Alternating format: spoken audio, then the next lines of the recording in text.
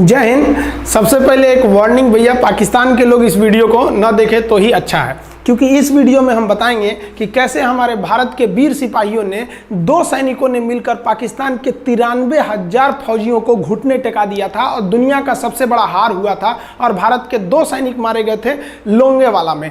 हम इस वीडियो में बताएंगे कैसे PNS गाजी को डुबा दिया गया। ये भी बताएंगे कि चाइना पाकिस्तान का इतना बड़ा दोस्त बनता है, लेकिन 1971 में क्यों नहीं बचा पाया, ना चाइना बचा पाया और ना ही अमेरिका बचा पाया। इस वीडियो में हम A to Z बातें करेंगे। अगर आप इस वीडियो को कंप्लीट देख लेते हैं तो कोई भी पाकिस्तानी की हैसियत नहीं होगी कि आपसे आंखें मिला सके, इसलिए इस वीडियो को देखते रहिएगा। यदि आप राष्ट्रवादी, अगर आप भारतीय हैं तो ही इस वीडियो को देखें। पाकिस्तानी और बाहर के चाइनीज वगैरह लोग इस वीडियो को न देखें, ये उनके लिए एक तरह का वार्निंग है, क्योंकि इसमें हम भारतीय सेना के हर उस वीर गाथा को बताएंगे जो एक हर भारतीय सुनना चाहता है। A to Z उस बातों को बताएंगे।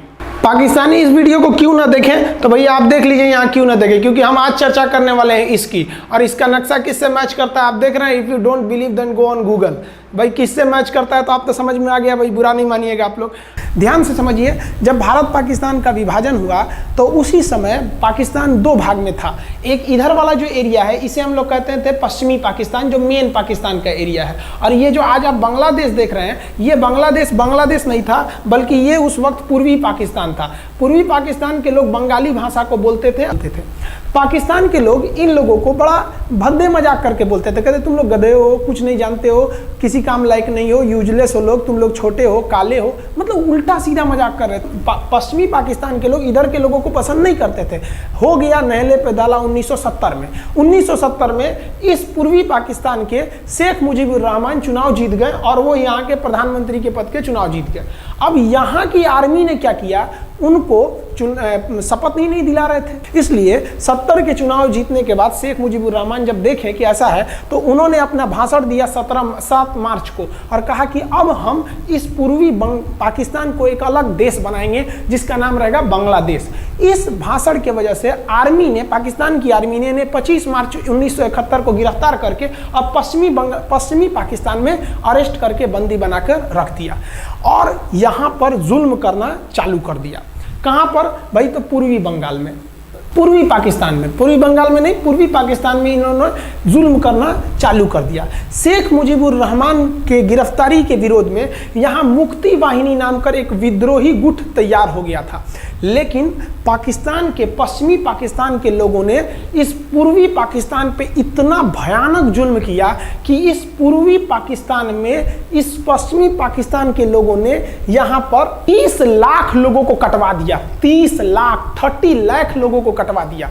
4 लाख महिलाओं का बलात्कार कर दिया। अपने देश के 4 लाख औरतों का रेप किया यहाँ पे। इतना भयानक वो दृश्य है कि अगर हम उसको YouTube पे दिखा देंगे ना तो YouTube हमारे ऊपर क्लेम करेगा, भैया आप ये सब इतने भयानक दृश्य नहीं दिखा सकते। आप अंदाजा लगाइए इनकी क्रूरता का। ये अपने देश पर इतना भयानक जुल्म कर रहे हैं। इतना भयानक जुल्म किया इन लोगों ने कि शेख मुजीबुर रहमान की गिरफ्तारी के बाद इस जुल्म का नतीजा ये हुआ कि अप्रैल 1971 तक भारत में यहाँ से लोग भाग के आ गए कि भैया हम जिंदा रहेंगे तब तो, और यहाँ 10 लाख लोग भारत में आ गए शरण लेने के, भैया हमको बचाइए। तो इंदिरा गांधी जानती थी कि जब तक यहाँ शांति नहीं होगा तब तक ये लोग वापस नहीं जा सकते थे, और शांति का एक ही था कि यहाँ पे घुस के इनको मारा जाए ताकि ये पश्चिमी पाकिस्तान वाले लोग यहाँ पर सुधर सके। तो इंदिरा गांधी ने इसके लिए बात की जनरल फील्ड मार्शल मानेकशॉ से। उन्होंने सेना प्रमुख मानेकशॉ से कहा, सैम मानेकशॉ से, कि आप अभी युद्ध कीजिए, हम आदेश देते हैं आप अभी युद्ध कीजिए बांग्लादेश पे, हम अपने पड़ोसियों को इस तरह मरते नहीं छोड़ेंगे, आप इस पे हमला कीजिए। उस समय ये पूर्वी पाकिस्तान था।